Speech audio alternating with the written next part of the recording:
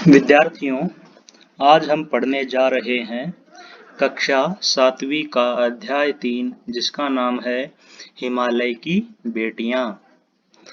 इस अध्याय के लेखक हैं नागार्जुन। विद्यार्थियों, इस अध्याय में नागार्जुन का बेटियां शब्द से तात्पर्य डॉटर या बेटियां नहीं है, बल्कि नदियां हैं।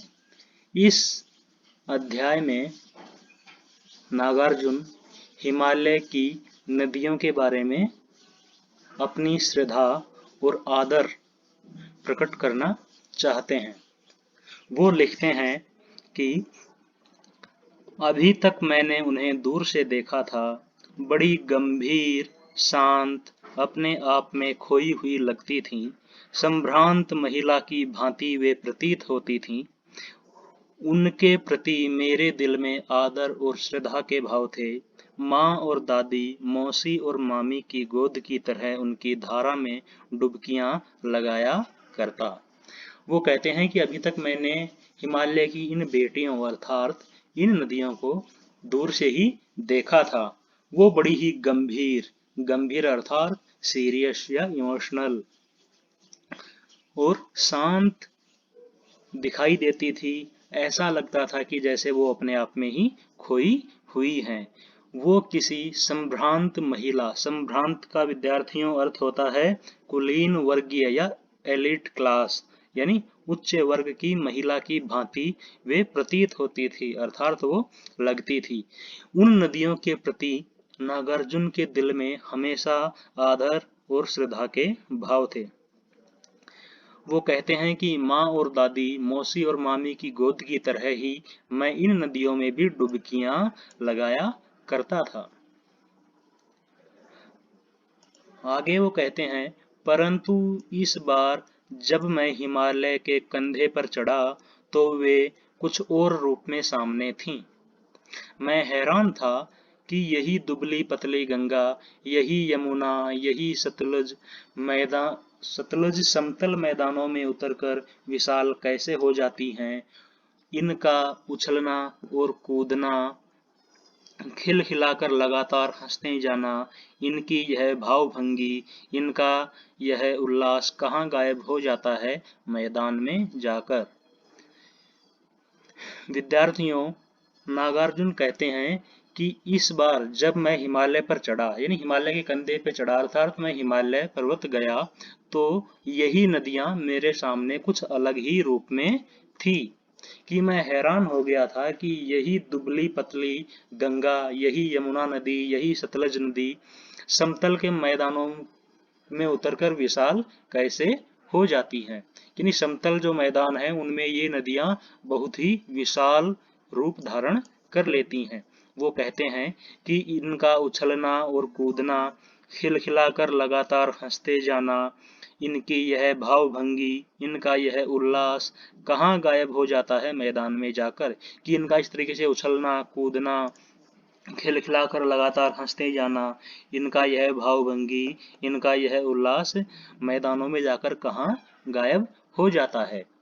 किसी लड़की को जब मैं देखता हूँ, किसी कली पर जब मेरा ध्यान अटक जाता है, तब भी इतना कौतूहल और विस्मय नहीं होता जितना कि इन बेटियों की बाल लीला देखकर। वो कहते हैं कि जब मैं किसी लड़की को देखता हूँ या फिर किसी कली पर, कली क्या होता है विद्यार्थियों, जो पुष्प है, जो फूल है, उसका जो प्रारंभिक अवस्था है, यानी उसकी जो इनिशियल स्टेज है, उसी को क्या बोलते हैं, कली। कि जब मैं किसी कली को देखता हूँ, जब मैं किसी लड़की को देखता हूँ, तब भी मुझे इतना कौतूहल विद्यार्थियों होता है क्यूरियोसिटी और विस्मय अर्थात अमेजमेंट या एस्टोनिशमेंट, कि तब भी मैं इतना क्यूरियस और अमेज्ड नहीं होता जितना कि इन बेटियों की बाल लीला, यानी बच्चों की तरह खेलकर, यानी इनको बच्चों की तरह खेलकर देखने से जितना मैं कौतूहल और विस्मित होता हूँ, उतना तो मैं जब किसी कली पर मेरा ध्यान अटक जाता है या जब मैं किसी लड़की को देखता हूँ, तब भी इतना कौतूहल और विस्मित नहीं होता। विद्यार्थियों, इस तस्वीर में आप देख सकते हैं कि ये वाला हिस्सा क्या है, नदी, यानी ये छोटी छोटी धाराएं क्या हैं, नदियां हैं, जो इनसे निकलकर विभिन्न नदियों का रूप धारण करती हैं और मैदानी भागों में पहुंचती हैं। अब आगे हम पढ़ते हैं, कहाँ ये भागी जा रही हैं, वह कौन सा लक्ष्य है जिसने इन्हें बेचैन कर रखा है। वो कहते हैं कि ये नदियां कहाँ इतनी तेज गति से भागी जा रही हैं, इनका ऐसा कौन सा लक्ष्य है, डेस्टिनेशन है, जिसने इन्हें इतना बेचैन कर रखा है। अपने महान पिता का विराट प्रेम पाकर भी अगर इनका हृदय अतृप्त ही है, तो वह कौन होगा जो इनकी प्यास मिटा सकेगा। वो कहते हैं कि अपने महान पिता, विद्यार्थियों, इसमें इस अध्याय में नागार्जुन ने इन नदियों का महान पिता किसे बताया है, हिमालय पर्वत को, कि वो कहते हैं कि अपने महान पिता का विराट प्रेम पाकर भी, यानी अपने महान पिता हिमालय का विराट प्रेम पाकर भी अगर इनका हृदय, इनका दिल, इनका मन अतृप्त यानी प्यासा ही है, तो न जाने वह कौन होगा जो इनकी प्यास को मिटा सकेगा। विद्यार्थियों, वो आगे कहते हैं कि बर्फ जली नंगी पहाड़ियां, छोटे छोटे पौधों से भरी घाटियां, बंधुर अधित्यकाएं, सरसब्ज उपत्यकाएं, ऐसा है इनका लीला निकेतन। वो नदियों के बारे में कहते हैं कि बर्फ की, हिमालय पर्वत पर बहुत सी बर्फ होती है, जली नंगी पहाड़ियां की, बहुत सी पहाड़ियों में आग लगी हुई होती है तो वो जल जाती हैं, या फिर वहां पे विभिन्न प्रकार के जो पुष्प होते हैं जो आग की तरह दिखते हैं, तो उनको जली नंगी पहाड़ियां नागार्जुन ने कहा है। छोटे छोटे पौधों से भरी घाटियां, घाटियां विद्यार्थियों होती हैं वैली, यानी जो पहाड़ हैं उनके बीच की रहने लायक जगह। बंधुर अधित्यकाएं, विद्यार्थियों, बंधुर का अर्थ होता है ऊबड़ खाबड़ की, और अधित्यका का अर्थ होता है पहाड़ के ऊपर की समतल भूमि। और सरसब्ज का अर्थ होता है विद्यार्थियों हरा भरा, और उपत्यकाएं का अर्थ होता है पहाड़ के नीचे की समतल भूमि, यानी लो लेइंग लैंड। ऐसा है इनका लीला निकेतन, और वो कहते हैं कि ऐसा इनका लीला यानी खेलने का निकेतन, निकेतन अर्थात घर, कि ये इनका खेलने का घर है।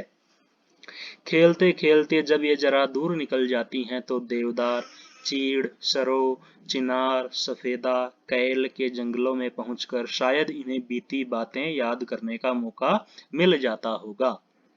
वो कहते हैं कि जब ये हिमालय पर्वत में खेलती रहती हैं, तो खेलते खेलते जब ये जरा दूर निकल जाती हैं, यानी नदियां जब आगे बढ़ने लगती हैं, तो देवदार, चीड़, सरो, चिनार, सफेदा, कैल के जंगलों में पहुंचकर शायद ये अपनी बीती हुई बातें याद करती होंगी। कौन जाने बुढ़ा हिमालय अपनी इन नटखट बेटियों के लिए कितना सिर धुनता होगा। बड़ी बड़ी चोटियों से जाकर पूछिए तो उत्तर में विराट मौन के सिवाय उनके पास और रखा ही क्या है।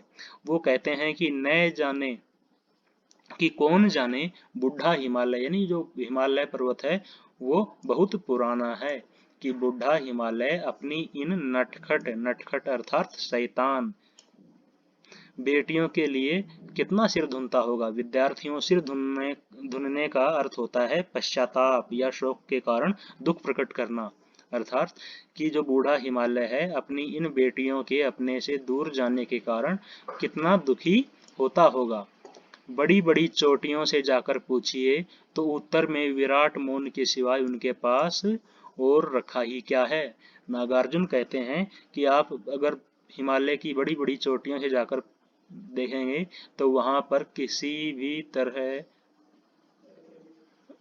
वहां पर लोग नहीं होते हैं, यानी वो सब चोटियां क्या हैं, निर्जन है, कि वो आपस में शायद बात भी नहीं कर पाते होंगी। वो कहते हैं कि ये जो हिमालय है वो कैसा है, मौन है, उनके पास इस मौन के अलावा अर्थात इस शांति के अलावा और रखा ही क्या है। विद्यार्थियों, आगे का पैराग्राफ, सिंधु और ब्रह्मपुत्र ये दो ऐसे नाम हैं जिनके सुनते ही रावी, सतलुज, व्यास, चेनाब, झेलम, काबुल, कुभा, कपीसा, गंगा, यमुना, सरयू, गंडक, कोसी आदि हिमालय की छोटी बड़ी सभी बेटियां आंखों के सामने नाचने लगती हैं। विद्यार्थियों, नागार्जुन है वो लिखते हैं कि सिंधु और ब्रह्मपुत्र ये दो ऐसे नाम हैं जिनका नाम सुनते ही कि रावी, सतलुज, व्यास, चिनाब, झेलम, काबुल, कपीसा, गंगा, यमुना, सरयू, गंडक, कोसी आदि हिमालय की सभी छोटी बड़ी बेटियां यानी सभी छोटी बड़ी नदियां आंखों के सामने नाचने लगती हैं। यानी इन सब में जो बड़ी नदियां हैं वो कौन कौन सी हैं? सिंधु और ब्रह्मपुत्र। वास्तव में सिंधु और ब्रह्मपुत्र स्वयं कुछ नहीं है। दयालु हिमालय के पिघले हुए दिल की एक एक बूंद न जाने कब से इकट्ठा होकर इन दो महानदों के रूप में समुद्र की ओर प्रवाहित होती रही है। विद्यार्थियों, नागार्जुन कहते हैं कि वास्तव में सिंधु और ब्रह्मपुत्र स्वयं कुछ नहीं है, बल्कि हिमालय की पिघली हुई बर्फ की बूंदों से बने पानी का परिणाम है और इससे ये दो महानदी यानी बड़ी नदियां समुद्र में प्रवाहित होती हैं। कितना सौभाग्यशाली है वह समुद्र जिसे पर्वतराज हिमालय की इन दो बेटियों का हाथ पकड़ने का श्रेय मिला। विद्यार्थियों, इस पंक्ति में नागार्जुन समुद्र को सौभाग्यशाली बताते हैं और वो कहते हैं कि वह समुद्र कितना सौभाग्यशाली होगा जिसे हिमालय की इन बेटियों का हाथ पकड़ने का श्रेय मिला, अर्थात जिसमें हिमालय पर्वत की ये नदियां समाहित हो जाती हैं। विद्यार्थियों, आगे है, जिन्होंने मैदानों में ही इन नदियों को देखा होगा उनके ख्याल में शायद ही यह बात आ सके कि बूढ़े हिमालय की गोद में बच्चियां बनकर ये कैसे खेला करती हैं। माँ बाप की गोद में नंग धड़ंग होकर खेलने वाली इन बालिकाओं का रूप पहाड़ी आदमियों के लिए आकर्षक भले ही न हो, लेकिन मुझे ऐसा लुभावना प्रतीत हुआ वह रूप कि हिमालय को ससुर और समुद्र को उसका दामाद कहने में कुछ भी झिझक नहीं होती।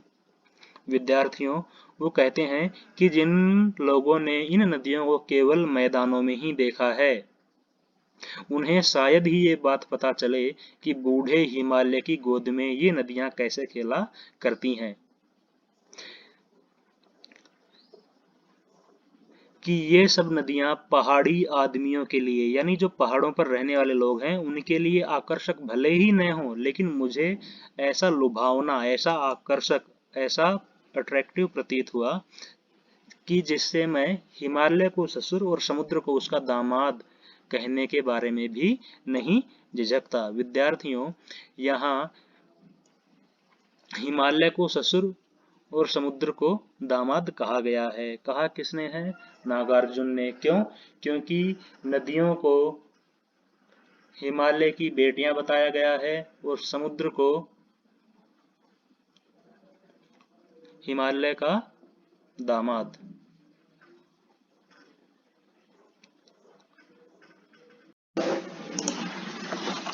विद्यार्थियों, आगे है, कालिदास के विरही यक्ष ने अपने मेघदूत से कहा था, वेत्रवती अर्थात बेतवा नदी को प्रेम का प्रतिदान देते जाना, तुम्हारी वह प्रेयसी तुम्हें पाकर अवश्य ही प्रसन्न होगी।